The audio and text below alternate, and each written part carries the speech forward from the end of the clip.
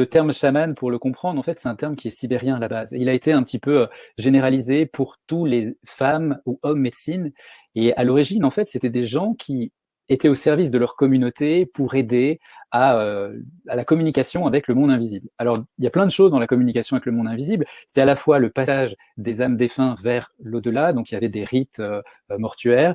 Ils avaient un rôle à jouer sur le rapport à la nature, aux esprits de la nature, pour savoir quand planter, quand récolter, comment se mettre les faveurs des dieux et tout ça, et aussi un rôle d'homme ou de femme médecine dans l'accompagnement je dirais, des pathologies. Et on voit d'ailleurs dans des communautés où il y a des hommes et des femmes médecine qu'ils ont une connaissance hallucinante dans les plantes de leur environnement, sans pourtant être passés en laboratoire pour savoir vraiment et tout ça. Donc il y a une transmission, il y a un échange, une communication qui visiblement s'opère.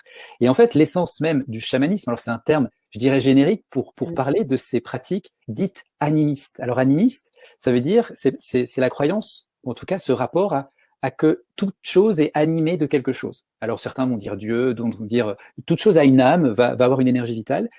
Et le concept, en tout cas l'idée du chamanisme, c'est que si tout ce qui m'entoure a une âme, du coup je peux communiquer avec, je peux rentrer en relation avec et grandir en apprenant de cette essence vitale et des fois aussi être en conflit avec cette essence vitale.